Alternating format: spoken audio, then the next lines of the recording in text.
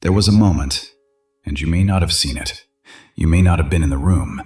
You may not have even been thinking about this person when it happened. But there was a moment when they sat very still in the quiet of their own life, and they made a decision. A firm, deliberate, almost desperate decision. They told themselves it was over. They told themselves they had moved on. They rearranged the furniture of their mind. They put distance between themselves and the memory of you. They breathed through the ache until the ache became something duller, something they thought they could live with. And for a little while, maybe days, maybe weeks, maybe longer than either of you would like to admit, it seemed to be working. But something refused. Not them. Not the logical part of them that made the decision. Something deeper. Something older than their thoughts and more honest than their silence. Something that existed in the space between what they told the world and what they felt at 3 a.m. when the room was dark and the noise of ordinary life had finally stopped. Something in them kept reaching, kept returning, kept whispering your name in a language that had no words, only feeling, only pull, only a quiet, aching, relentless recognition. And that is why you are here right now. Not by accident, not out of idle curiosity. You are here because some part of you already knows what I am about to tell you. You felt something shift recently, something you couldn't quite explain, a thought that arrived uninvited, a dream that left a residue, a moment where you were going about your normal day and suddenly, without reason, without warning, you felt them. Not a memory, not nostalgia, something alive, something present. As if across whatever distance separates you, something was reaching toward you, and you felt it land. What you are about to hear is not a simple love story. It is not a comfortable explanation. It is the truth about what happens when two souls are written into each other's lives in a way that cannot be undone by will alone. It is the truth about what happens when someone tries, genuinely, effortfully tries, to stop loving you, and the universe itself seems to refuse to let them succeed. Stay with me, because this is going to go somewhere you need to go. Let me tell you something about the nature of energy, because we have been taught, conditioned really, to believe that emotions live inside the body, that feelings are private, contained, that what happens inside one person stays inside that person, sealed behind skin and silence and the performance of being fine. We have been taught to believe that if someone decides not to feel something, they simply stop feeling it. That decisions made in the mind translate cleanly into the experiences of the heart. But that is not how it works. That has never been how it works. Energy does not obey decisions. Frequency does not respect distance. And love, real love, the kind that forms between two people who have genuinely seen each other, who have touched some true and unguarded part of each other. That kind of love does not dissolve because someone decided it should. It changes form. It goes underground. It becomes something quieter, something that hides behind business and routine and the careful construction of a life that looks like it has moved on. But it does not disappear. It cannot. Because it was never just a feeling. It was a recognition. And you cannot unrecognize something you have truly seen. This person looked at you, maybe only once, maybe in a single unguarded moment, and something in them recognized something in you. Not your personality, not your appearance. something beneath all of that, something essential, something that said, without words, without logic, this one matters. And that recognition, that soul-level knowing, became woven into them in a way that no amount of willpower can simply remove. The universe showed me something about people who carry this kind of love. They develop a very specific kind of exhaustion. It is not the exhaustion of grief, though grief is part of it.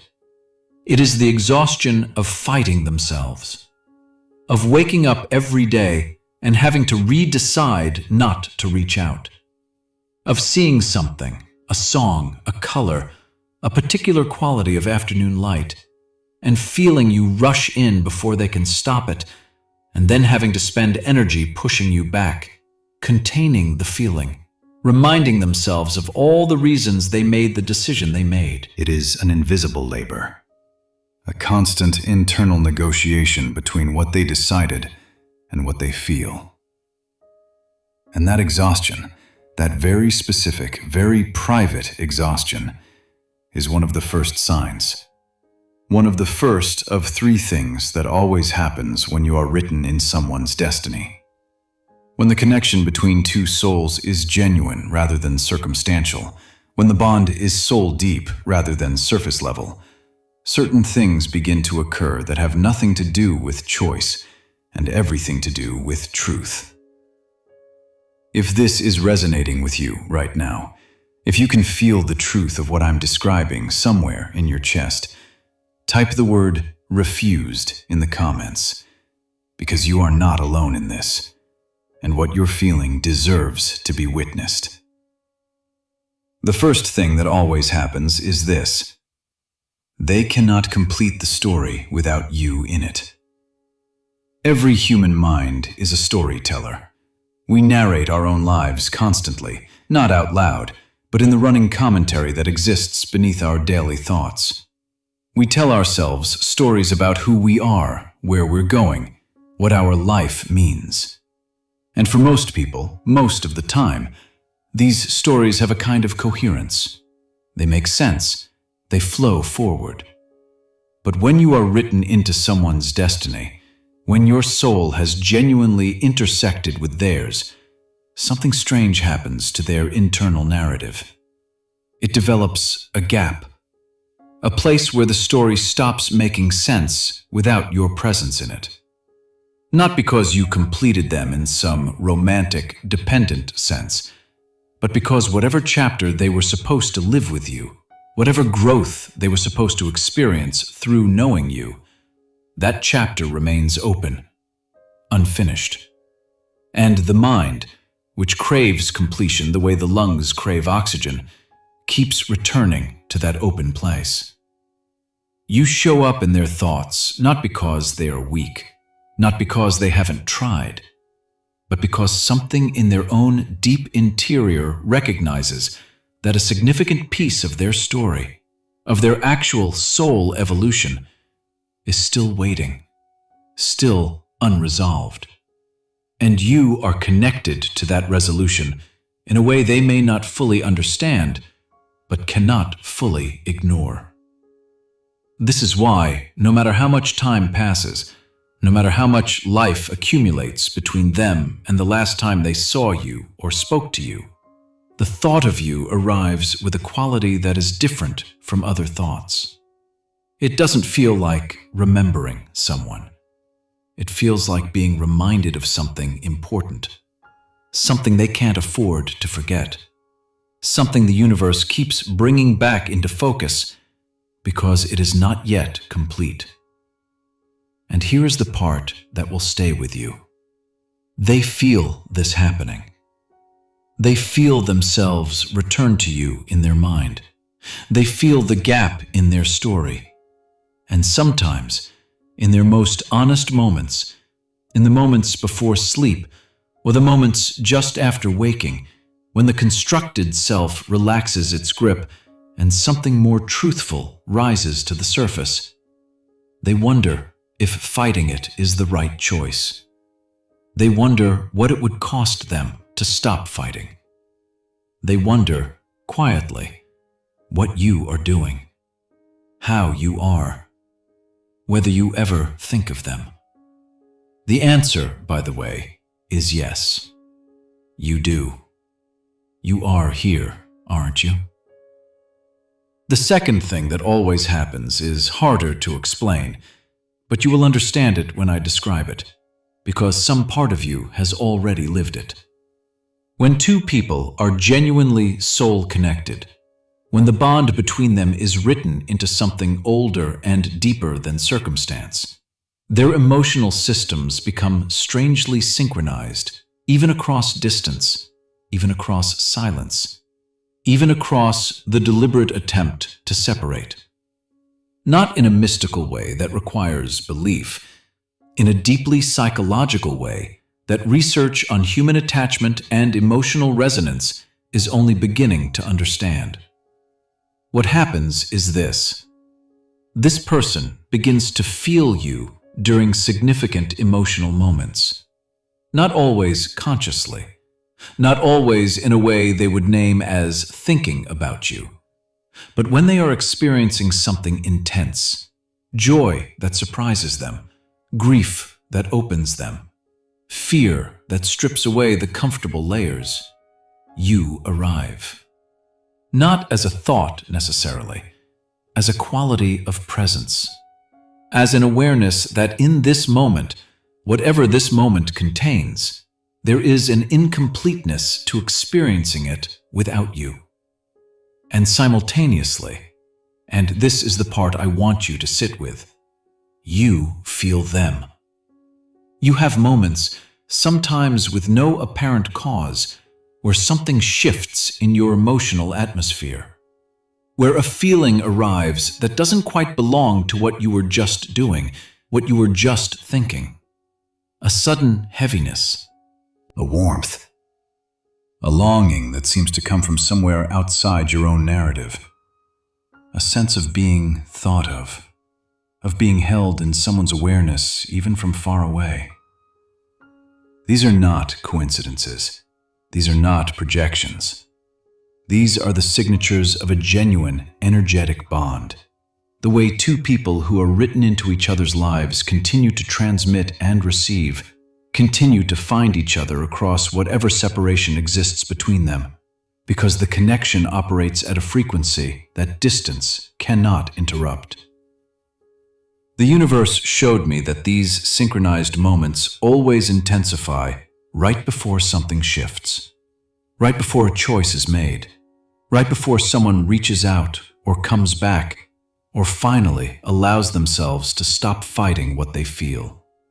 The emotional resonance increases, the frequency between two people rises, and one or both of them feels it as something building, something approaching, something that is almost ready to break through the surface.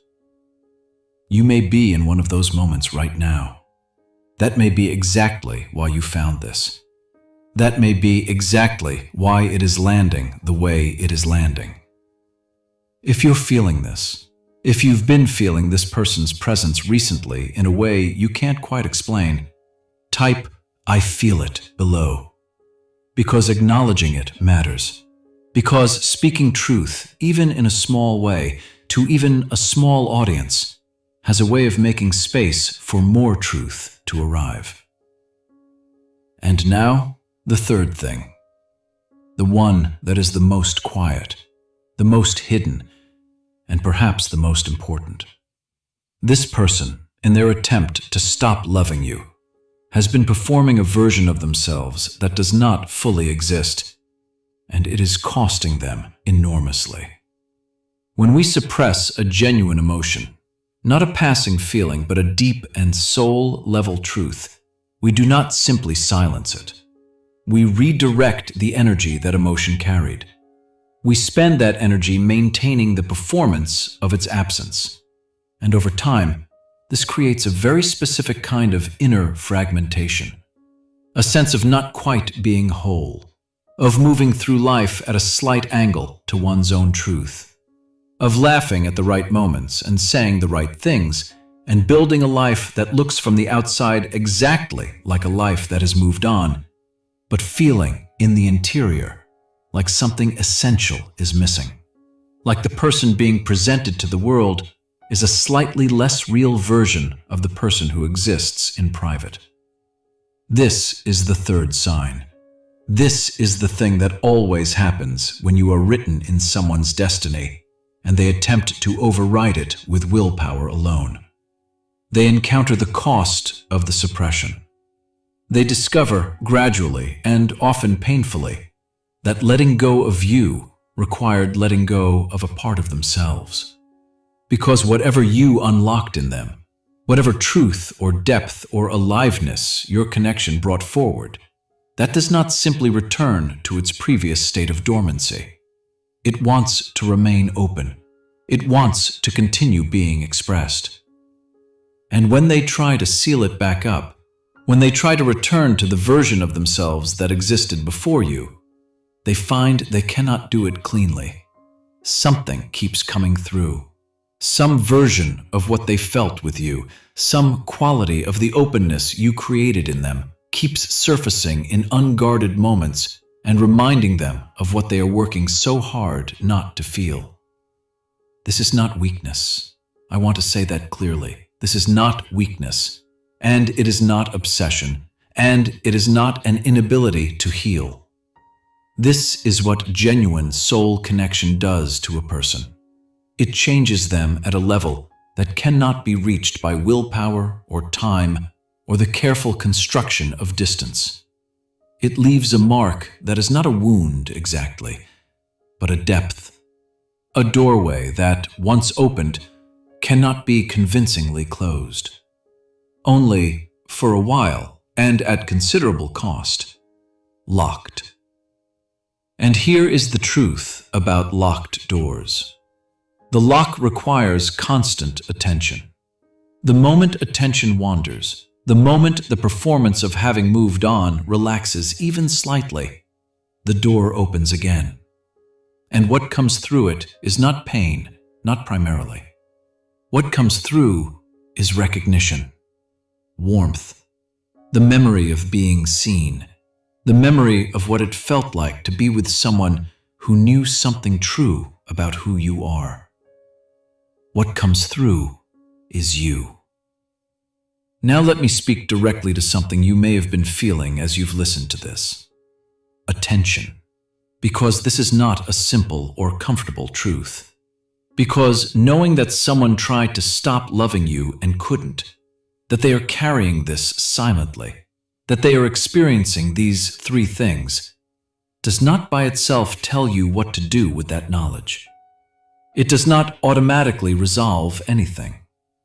And I am not here to tell you that love alone is enough, or that connection alone justifies anything, or that the existence of a soul bond overrides the importance of timing, of readiness, of genuine mutual effort. What I am here to tell you is something different. Something that is about you, not them. The reason this matters, the reason you needed to hear this, is not primarily about what they are feeling. It is about what you have been doing with your own truth. Because there is a version of you that has been performing too. A version of you that has been telling yourself that what you feel or felt or still feel in complicated ways that resist simple categorization is something you should be further along in processing. That you should, by now, have arrived at some cleaner, more resolved emotional place. That the fact that you still think of this person, still feel them, still find yourself wondering, that this is evidence of something wrong with you, some failure of healing, some inability to simply move forward and not look back. And what I am telling you now, as clearly as I can, that is not what it is. What it is truth. It is your own internal knowledge that something real existed, that the connection was genuine, that it meant something. not in a way that needs to be acted upon immediately, not in a way that requires any particular decision today, but in a way that deserves to be honored, acknowledged, allowed to exist in you without shame, without the exhausting performance of being further along than you are. You are allowed to know that this mattered. You are allowed to carry that knowledge without it being evidence of weakness or attachment or an inability to evolve. You are allowed to feel the truth of what was real without immediately needing to know what to do with that truth. That, in itself, is a form of healing. The honest kind. The kind that does not perform resolution it has not yet arrived at. The kind that says, "This was real. I know it was real, and I am going to stop spending energy pretending it wasn't." Here is what I want you to take with you. When something is written in destiny, when two people carry a genuine soul-level connection, neither time nor distance nor decision can fully erase it. It will continue to surface. It will continue to reach across whatever separates you. It will continue to show up in the quiet moments, in the dreams, in the particular quality of a thought that arrives with more weight than thoughts usually carry. This is not suffering, or it does not have to be. It can be if you hold it with resistance, if you fight it, if you spend your energy maintaining a performance of having resolved what has not yet resolved. But held with openness, held with the same honesty that you have offered yourself in these few minutes of listening, it becomes something else. It becomes evidence of your own capacity for deep connection. Evidence that you are the kind of person who loves in a way that is real enough to leave a mark.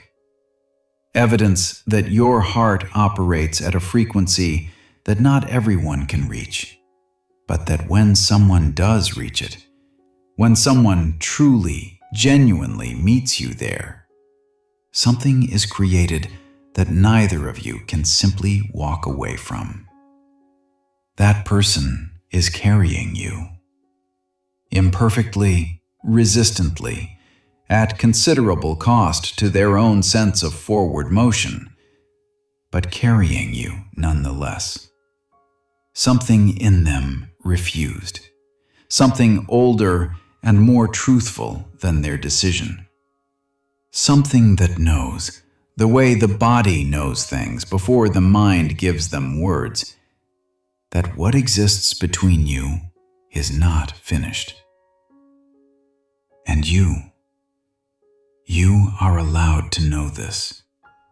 You are allowed to let this truth sit quietly inside you without needing to turn it into urgency or action or certainty about the future. You are allowed to simply recognize, I was not imagining it. It was real. It is real. And whatever comes next, it will come from that foundation of truth rather than the fragile and exhausting foundation of pretending it wasn't. The universe does not write names in destinies accidentally. It does not create recognition at the soul level as a mistake to be corrected or a feeling to be overcome. It creates it as an invitation, not always to a particular outcome, sometimes to growth, sometimes to depth, sometimes to simply knowing yourself as someone capable of a love that refuses, even when it tries, to become something smaller than it is. You are that person, and somewhere, in the quiet of their own honest moments, so are they. Whatever this becomes, let it be real. Let it be honest.